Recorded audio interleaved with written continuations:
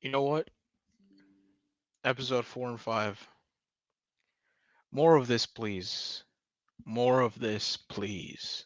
Now, as you could probably tell, I'm going to be covering episodes 4 and 5 because if you mesh these episodes together, it's it'll become very, very clear that this could pretty much be like a feature-length movie, uh, two parts. It could just be combined into one episode because it's pretty much the same storyline. It's just told from two different perspectives, and it's the continuation of a series of events. We start here with Ellie having swiped a gun from Joel.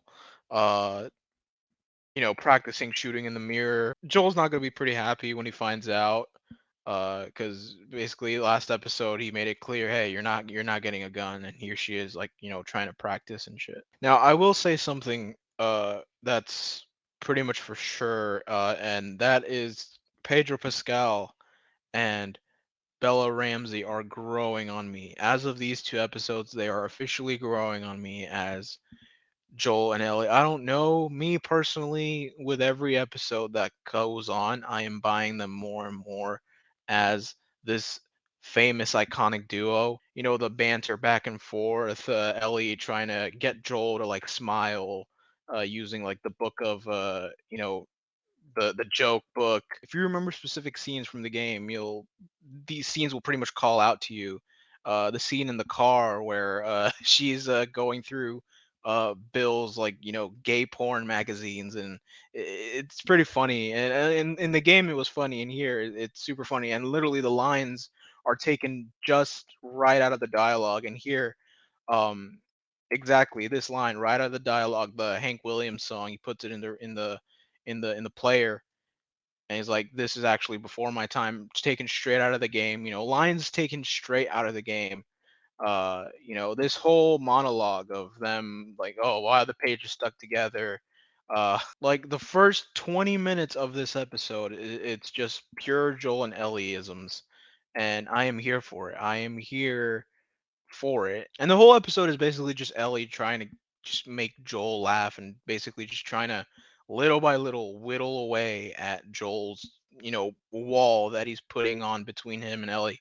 Just whittling away, it's little by little at that wall that he's put up, and it just, I don't know, it calls out to me, and I like it. I like where this is going, and you could tell it's working because Joel, like, after Ellie, like talking about how much she hates coffee, Joel's just like slipping, like slurping on like that bottle, like on purpose. It's just, you could tell that her little attempts to just make him open up a little bit more, it's working. So here Joel basically takes this time to, like, explain to Ellie a bit more about his brother Tommy, and how like he would always go after him, like when he joined the army to Desert Storm.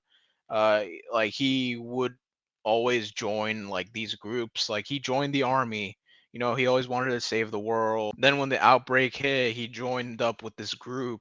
Joel wanted him and Tommy to remain together, you know only relying on each other, but Tommy decided to join up with a group of hunters, and Joel had to go along with him because he just wasn't going to leave him to go off on his own. And then he talks about how he met Marlene and the Fireflies, and he got him to join them. Uh, and then he left the Fireflies, and now he's like off on his own, and Joel doesn't know where he is, and now he has to go get him. And Ellie asks him, "Hey, like, if you think the world's like gone to shit, then why are you trying?" And he's like, "Hey, we do it for family." And then she's like, "Oh, I'm not family." And he's like, "You're right. You're not family. You're cargo. You're a mission to me." So pretty much that setting up that, him putting up that wall again. Now this scene is just taken straight out of the game. Watch. Pretty early if you want to grab more sleep. I'm not even tired. That was, yeah, the scene just taken straight out of the game. This little chop, this little cutaway, straight out of the game. I love it. So here, Joel and Ellie are forced to take a detour because the highway is blocked by a bunch of cars, buses. So they're forced to go around the highway and go into the city. Right out of the game is the famous ambush scene, where the guy just like pretends to be hurt. Ellie's like, "Oh, aren't we gonna help him?" And then Joel's like, "Oh, he ain't even hurt." And then he's like, "Brrr." He just hoofs it, trying to run over to that guy, and he because it's an ambush attempt. One of the guys winds up getting the jump on Joel, and then Ellie uses the gun she stole from him to save his life. Which was you call it divine intervention or just luck, or I mean, I guess like she had the gun. Lucky she had the gun because she wound up shaving Joel's life. Joel, after taking the gun away, then this guy's pretty much begging for his life, and Joel pretty much, yeah, as you can see, tells her to get behind the wall because he doesn't want her to see him basically kill this guy execution style, like straight up boom, like no mercy. And then, I mean, she can't see it, but she can hear it, and then she can hear this guy calling out for his mother, and then Joel just dispatches him, and she's not even seeing it, and it's shaking her to her core. So here they make it out onto the street, and they find that the city is entirely overrun by like this militia. So the entire ambush party was with these guys, and now these guys are basically calling out to basically their dead friends that Joel just freaking murdered. And getting like they're surrounded. Like the city is entirely overrun with these guys, like one, two to three trucks. So now we start with more deviations from the source material. We have this militia group led by this person. Her name is Kathleen. And right from the word go, uh, for some odd reason, I instantly wanted to see her get mauled very viciously by a clicker. So at first glance, we don't know who these people are. It's just this guy and a group of survivors being interrogated by this person in charge and basically an entire militia at her back. And they're looking for a guy named Henry. So she's just harping on about how her brother was killed by Fedra and how somehow Henry is involved. And here we see more of the crew brought back the bodies of the people that Joel just killed. It turns out one of the people that they brought back was still alive, but they pretty much said not even a doctor's gonna help. So she literally just walks back into the building and just straight up shoots the guy in the face. Um, Again, if your goal is to make me hate this character, mission accomplished. I want to see her die in the worst ways possible. So, as much disdain as I have for that character, the entire setting and surrounding regarding these people is meant to, give us a sense of anxiety because you have Joel and Ellie alone out there, only with each other against an entire community of basically militarized people with trucks, guns, ammo, anything you could imagine. They are outmanned, outgunned, and there's currently now a target on their backs because they're looking for the guys who killed or whoever killed the ambush party. And you see them pretty much go door to door like Nazi style, uh, and pretty much trash and ransack every building in the surrounding area to find out who killed the ambush party and to look for Henry. And Joel and Ellie are just chilling inside I think it's a storefront. I think it used to be like a diner. See like that table over there? They're just chilling, hiding from they have to hide because like they're again severely outgunned and outmanned. Here basically, Joel's explaining like, you can obviously see that he's grateful, for Ellie having saved his life, but he still feels a bit bad because he's not cool with the idea of her having shot someone, like her still being a kid, like she shouldn't have had to hurt someone with a gun. But Ellie pretty much says that, it wasn't her first time doing it and like killing or having to hurt someone that way.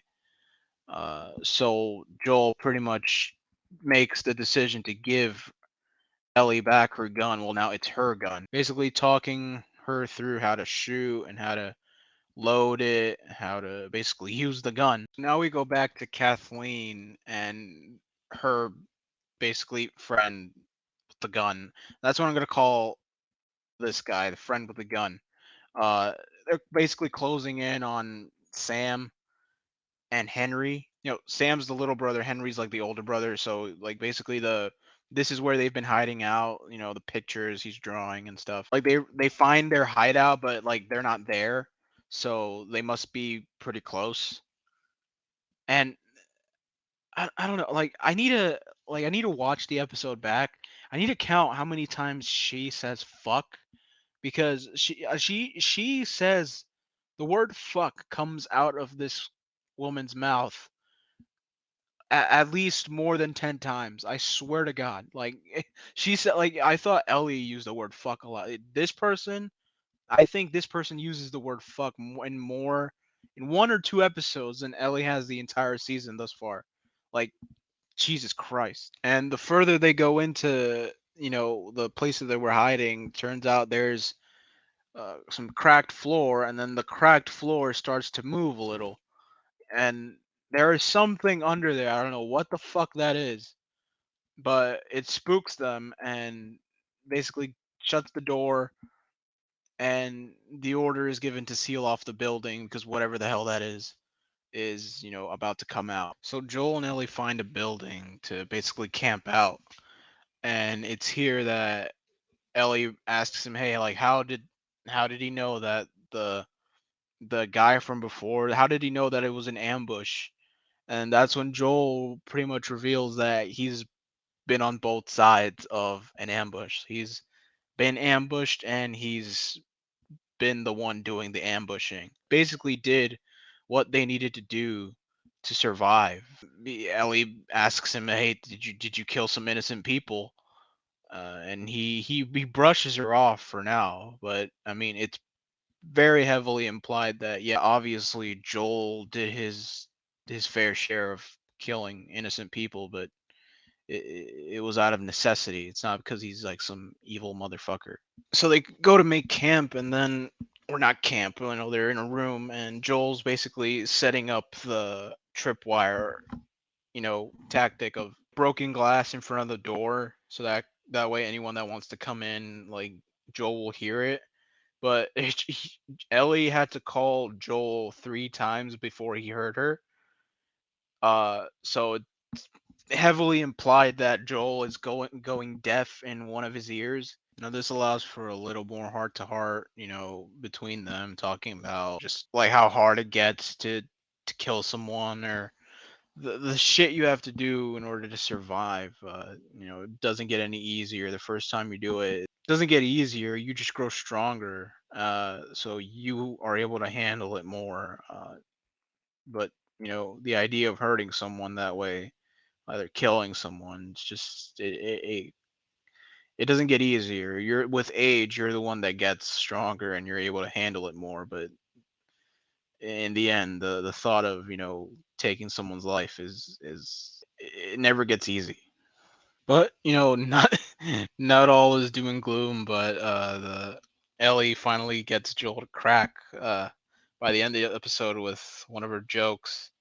Uh, the joke itself wasn't funny, like, but seeing Joel's reaction and him finally laughing and both having basically a good time, it's that's what made it funny. Joel finally cracking, um, and I honestly think this is one of the first times, like this episode was genuinely the first time that I actually like that I smiled at an interaction between these two. And I'd call that progress because, again, like I said at the beginning of the episode, I am buying these two more and more as Joel and Ellie. I'm buying them more and more with every episode. So um, yeah, this is just it only serves to just make me more invested. It's still, again, you have your deviations here and there, but at the core of The Last of Us, well, at least The Last of Us Part One, because we all know what the fuck happened with The Last of Us Part Two. Last of Us Part One is basically Joel and Ellie, and the bond that they share and how that bond comes to be. Oh, but wait. What do we have here? What do we have here? What did we say was gonna happen? Joel wasn't gonna hear anyone coming in because of his fucking fading left or right ear. Who walks in and has Joel and Ellie at gunpoint? Henry and Sam.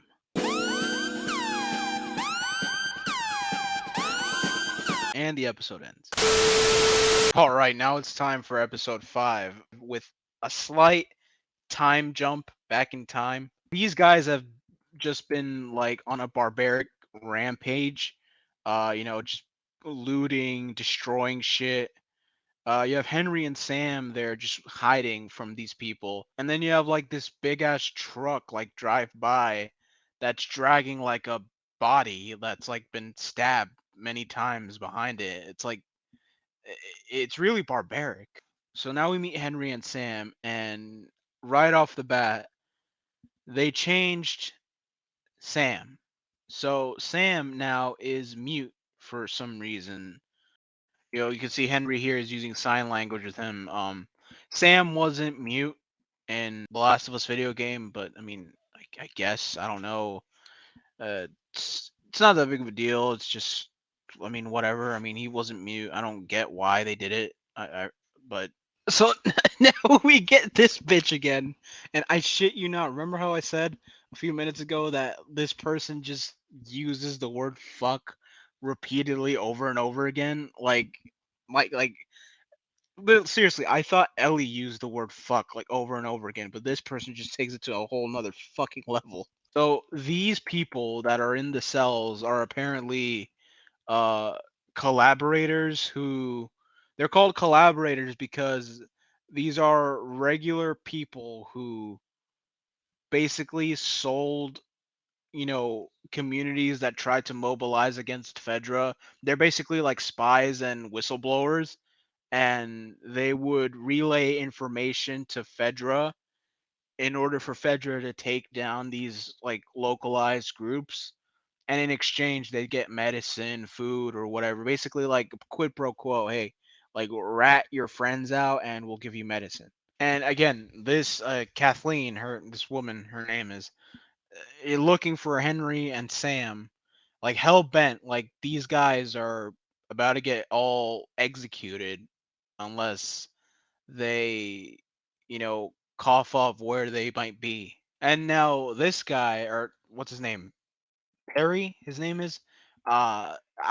These guys are original characters. Like Henry and Sam are not original characters; they're from the game.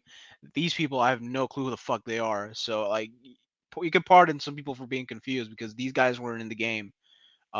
His name's Perry, and he's like, okay, like, are these two people our priority? Like, are we abandoning everything else just to get these two people? And he's like, yes, yes, yes. We have to get Henry. We have to get Sam. And he's like, okay, fuck it. We're getting Henry and Sam. And so earlier, before, she was like, okay, so the guys in the cells basically told her where they might find Henry and Sam. Uh, and she was like, okay, yeah, you guys are fine. We're gonna put you on trial. We'll let you live. You have a better chance of living. And then as soon as he turns around, she's like, oh, you, and you go inside and kill them all. Um, again, ruthless. Makes me want to see her die even more. If that's one way to put it, I want to see this person die that much more now. So now you can see elements of like the jump backwards in time because we have this gentleman right here who got executed last episode. We see him alive and well here. Now we're in the same attic that Kathleen and her buddy Perry were in the last episode, where they found all the drawings and pictures. And this guy basically helps Sam and Henry to find this attic where they can hole up for a few days. And we see more of Henry trying to be like a good big brother to Sam. I mean, Sam, he's like 8 years old, like maybe, and he's living in this world with his older brother. One can imagine like if you're the only person in the world that matters to Henry, and the struggle that this guy must have to be going through to keep his little brother alive. They find some crayons. Henry just distracting Sam, getting him to draw pictures and stuff. Just any way to just keep him distracted and let Henry handle, finding food, uh, the know-hows, the specifics on how to survive. So they actually spend 10 days holed up in the attic. Henry basically gets the gist that because the older guy promised to come back with like food or whatever. It's been more than 10 days now and he hasn't come back, and he pretty much tells him is pretty much tells Sam that it's time to move on because this guy's not coming back. And we obviously saw the guy get shot halfway through last episode. So they have to get on the move now. So just as Sam and Henry are about to leave, they hear like a car crash outside and some gunfire, and Henry goes to peek out the door or the window and sees Joel and Ellie getting ambushed. This is from last episode. It's basically another perspective from last episode. Basically the same events, but told through the eyes of Henry and Sam. And Henry, like spying out of the window, sees Joel pretty much dispatch the military guys, or like the people that are with Kathleen, which gives Henry an idea for a new plan. And this new plan is to go find Joel and Ellie. Uh, Basically, obviously they have to hold him at gunpoint because, uh, from Sam's perspective, Joel just pretty much he's an able fighter. He's a killer. He can easily take people out. So he has to approach him with the highest degree of caution. So Henry's plan involves Joel and Ellie being able to handle themselves because, according to Henry, he knows a safe passage out of the city. He just doesn't have the power, like the manpower, to get through. Uh, and now, having seen Joel take out a good chunk of the ambushers, he sees him as a safe way out. Having him on his team, having like a sharpshooter, it's going to be very beneficial. So he knows the way out, but he needs the crew to get out. So here Henry explains that the Kansas City, Missouri Fedra uh, basically acted like a Nazi, you know, police force, raping, murdering, and torturing innocent people.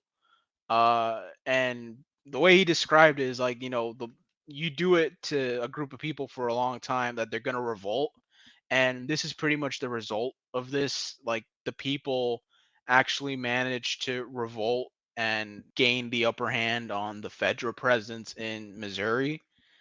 But it's the same, if not worse, because by the looks of it, it's just anarchy and pure rioting. It's like one militarized group got replaced with another. And Henry tells Joel that he's a collaborator because they call collaborators the people who basically snitch to Fedra in return for supplies, medicine, food, what have you. And he's like, oh, no, you're a rat. I don't work with rats. But then he reminds him that, yeah, you're going to have to work with me if you ever want to get out of the city because I know the city, you don't. And I need you because, hey, you can kill and I can't. Um, we need each other or else we're never going to get out of here. So Henry's plan involves, as Sam is eloquently showing, the use of the tunnel system within the city in order to get out. And it's always fun going through the tunnels where, there could be one or two, monsters hiding around the corner wanting to eat your brains out, but it's what they have to do. Uh, as creepy as creepy can get. So now the group, they find, underground settlements, which according to Joel, they're the day the outbreak happened like 20 years ago, like there are a bunch of people who went underground and sealed themselves off. And judging by the mise en scène, judging by the setting and the colorful art on the walls, you could tell that it was like a school. It was like with children there. The classroom's empty. Um, they're just harping on about it's probably empty because everyone either evacuated or they left or they're out there somewhere roaming about infected, that they're not here anymore. So clearly nothing good happened. So now very clearly Ellie and Sam, they're bonding in a different way because Sam is mute. And in the game they were just talking, being kids, but they're still being kids here, but the interactions are different obviously because Sam communicates differently. While Ellie and Sam are, basically playing around, Joel has a heart to heart with Henry. Um, just since they're the ones responsible. They have people Ellie depending on Joel and Sam depending on Henry. They talk about it. They are the ones responsible for other people. And Joel basically just says sorry for because if Henry had to, become a snitch to save his little brother, then he must have been justified in doing it. And that's when Henry explains that, yeah, he might have been justified in doing it, but he's not. Uh, he himself claims that he's not a good person because of the things he's done, and he basically says that the entire reason why Kathleen and the entirety of the resistance group of Kansas City is after him and Sam is because Sam fell ill with leukemia and Fedra had the last remaining drugs that could save Sam's life. So Henry made the decision to sell out the leader of the resistance movement in Kansas City, and the leader of the resistance turned out to be Kathleen's brother. And he even says that, him and Kathleen's brother, they were good friends. He looked up to the guy, but he had to sell him out to Fedra in order to be able to save Sam. And it's that kind of decision that he made that eh, he's not proud of it because a good man died, but he had to do it to save his brother. And it goes through these two episodes 4 and 5. It's just the main theme here is just having to do shit you're not proud of to survive, because the world has come to that. The world has come to do what you need to do to survive or else you're going to die. um, Take no prisoners, take no chances, do what you have to do to survive or else you won't make it far. And these are the repercussions or the emotional repercussions that come with these rules. Because literally throughout the entirety of last episode and throughout the half of this episode, you're like, what the fuck? Like, this Kathleen person has like such a hard on for Henry, and now we know why. Because of Henry, her brother was captured by Fedra and was he wound up dying. Like, he got killed. So that's why Kathleen and the entire militarized force are after Henry and Sam. Even says to Joel, "Is like, okay, I know you're not Ellie's father, but I can see it on your face. Like, you were a father one day. You know what it's like to need to provide for someone, and I'm sure you would do whatever it takes to make sure people who depend on you are safe." And then we get the flip side of this. Basically, Kathleen telling her buddy over here how the last time she saw her brother alive, her brother basically telling her, "Hey, don't go after Henry. Like, forgive him." But she's like, "Oh, where's the justice in that?" Like, she's out for revenge, and he's like, "Oh, yep, we're with you." So you could obviously you see the flip side of, "Hey, you did something to me, I'm gonna do something to you." But again, again, like, okay, yeah, sure, I see the flip side, but I still want to see her die. And now everything from this point forward is just golden in my eyes.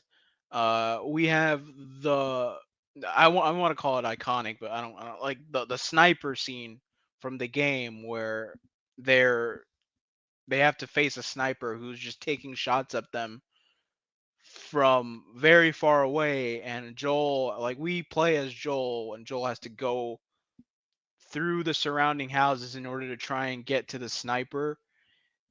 God, and the amount of times I died on that mission, it was just so annoying, but it was great, and we get to see that in live action now. So Joel now manages to find the guy who is sniping them from above.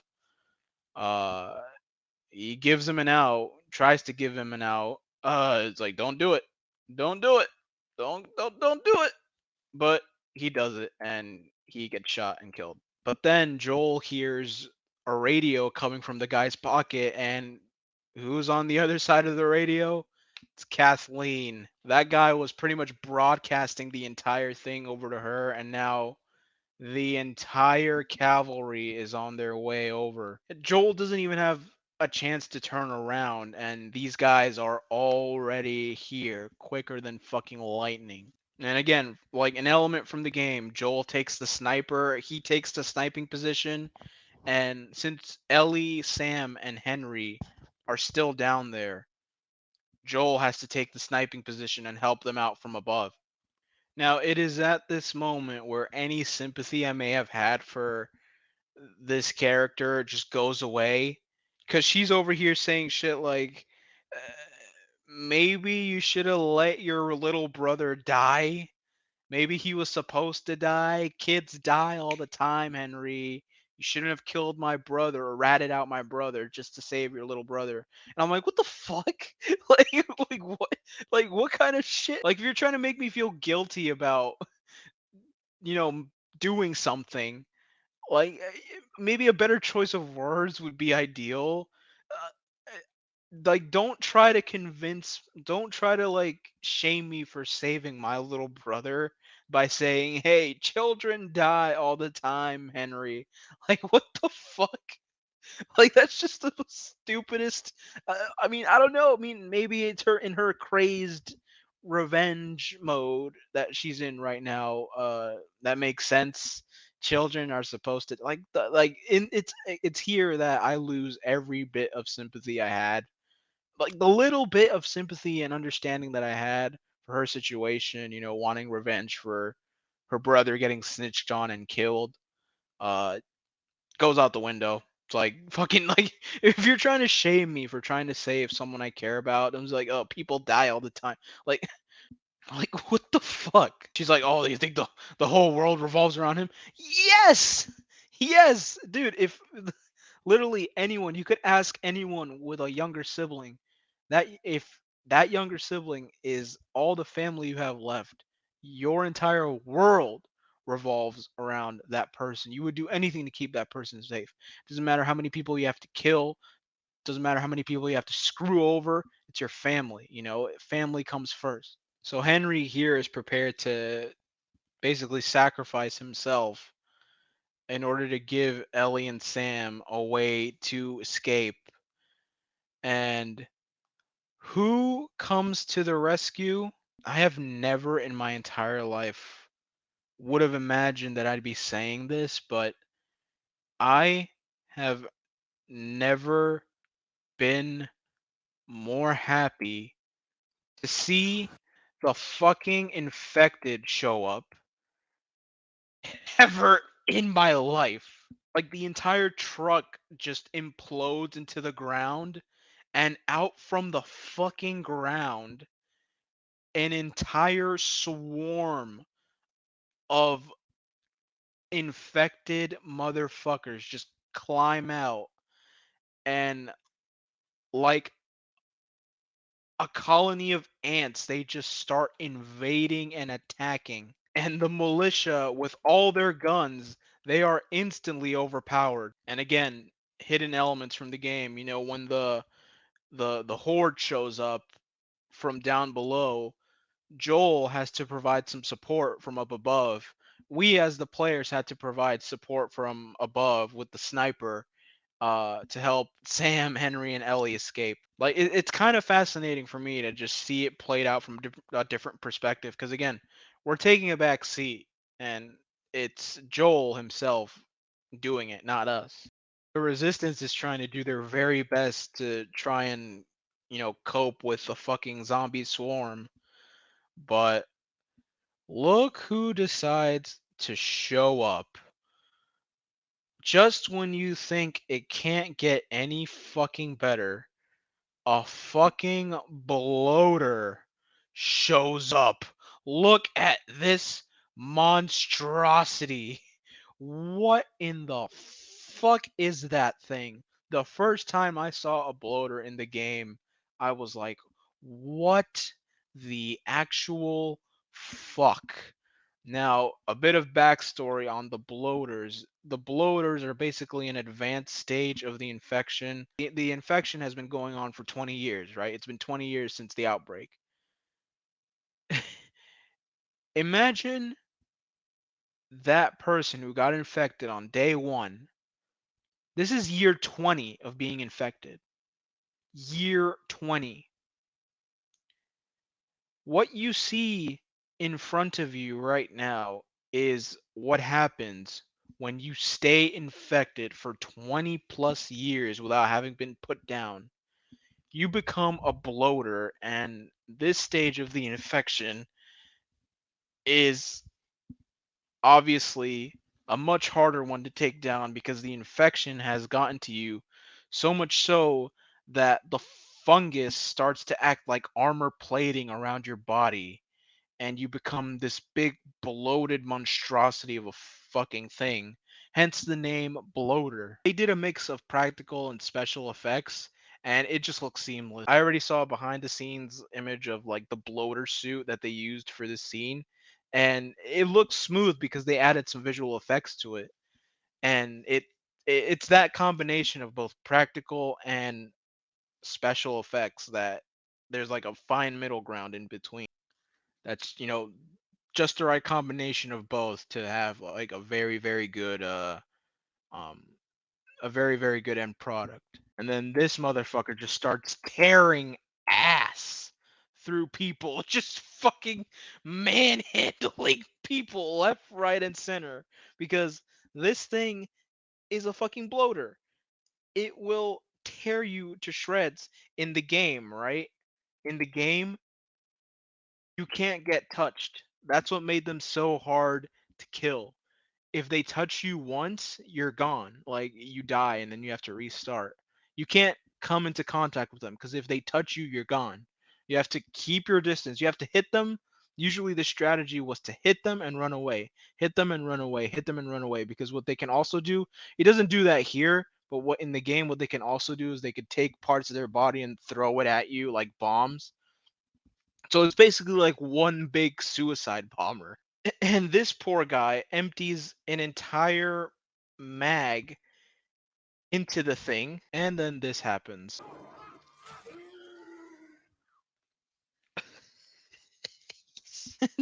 The guy gets his fucking head torn off by the fucking bloater.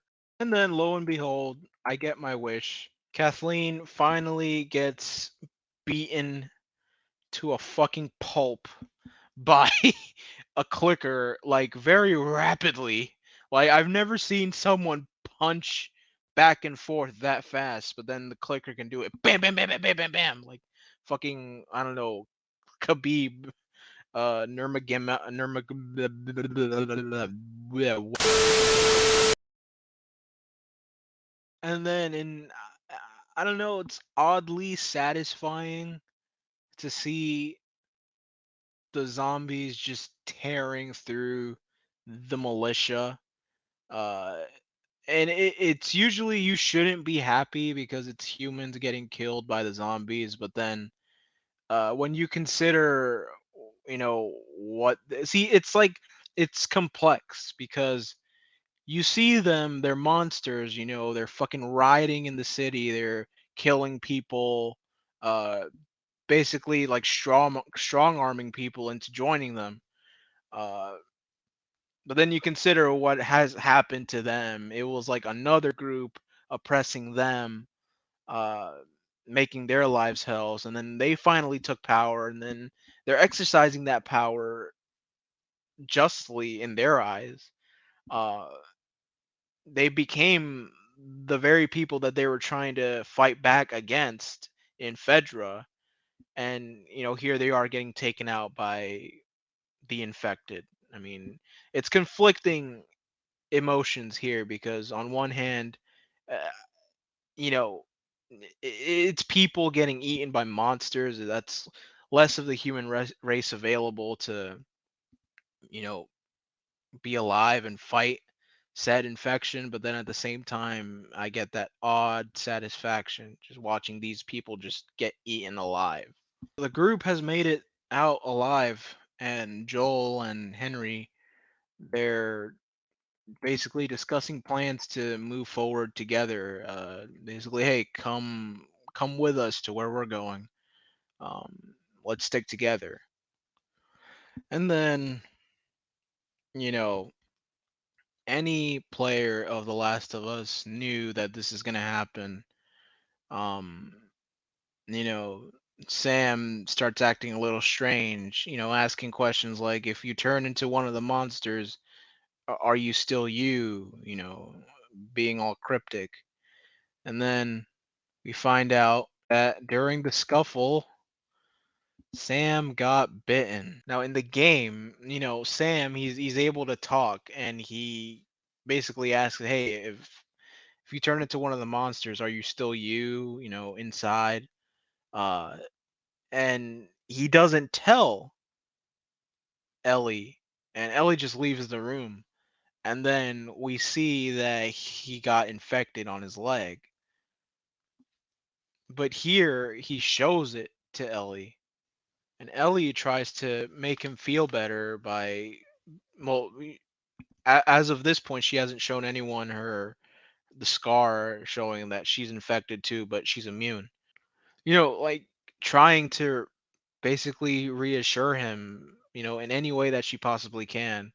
And what she tries to do is she slices her palm and then uses her blood to basically plaster over Sam's wound and the bite mark. Like in her mind, her blood, it has like magical healing powers because like she's immune. So her first instinct is like, hey, let me try and save this person. Like, let me give him some of my blood so he won't die. Um, I mean, it doesn't take a genius to know that like just swabbing your blood onto like an infected wound like won't help. If anything, you'd stand a better chance of like finding like some needles and intravenously sharing your blood. But even still, that's like super hopeless because it's not as simple. It was never going to be as simple as just swabbing your blood all over like an open wound. To like this, like what she's doing, like rubbing her blood all over the wound, like that was never going to work. I mean, not like it's hard to tell whether she actually knew, or it's hard to tell whether in this moment she actually thought that this was going to work, or that she was doing it on purpose just to try and make Sam feel a little better. To me personally, it's left a little ambiguous. Uh, because she's old enough to kind of understand that it's not that things aren't that simple, to try and make him feel a little bit better before the inevitable happens. It's just a formality at this point, and like we all know what happens next. What calls out to me the most is that Ellie's still alive, uh, because she just fell asleep, and I find it mind-boggling. Well, first we have to, get through the reveal. Sam has his back turned, and Ellie goes to tap him on the shoulder, and Sam lunges at her. He's infected now, and again, it's surprising to me because uh, we have no idea when he actually turned. So it boggles my mind how Ellie actually managed to survive the entire night sleeping and didn't get mauled beforehand. The scene's just pretty much taken straight out of the game, with Henry. He's literally shooting at Joel because Joel's about to kill Sam in front of him, and he just shoots at the ground. He's like, "Don't move," and then Henry kills his own brother, puts down his own brother. Now, it's in this moment where I kind of start to understand like what the addition of this whole militia and you know these other extra characters that weren't in the game. Now I'm kind of understanding what they add because take into consideration what Henry has gone through. He ratted out someone he looked up to try and save his brother using the pharmaceuticals from Fedra. He betrayed the people he was with. He betrayed someone he looked up to, got him killed. Also, he could save his brother, thinking that they were going to make it together in the long run, only for things to just go absolutely wrong when they wind up escaping and Sam dying anyway. Like, can you imagine just like having done all of that shit? Like, it was in the end, it was all for nothing, pretty much. And it's this idea that it was all for nothing leads Henry to basically I'm not gonna show it because it's a very it's very graphic. I mean, YouTube terms and policies will consider like that freeze frame. There's no blood or gore of anything. It's basically him holding a gun to his own head. So I'm not gonna show it, but you get the idea. He kills himself. So they wind up burying Sam and Henry together, and Ellie writes in his sketch pad, "I'm sorry," and places it down on the ground. And uh, Ellie doesn't say anything to Joel. Joel's only like only wondering like what that could mean. Like maybe they're gonna talk about it in the next episode. Maybe they're not. But right now Joel's puzzled. I mean, he could only imagine what happened. Uh, but yeah, that's pretty much how the episode ends. And again, episode 5, I have to say, so far, the best episode of the series.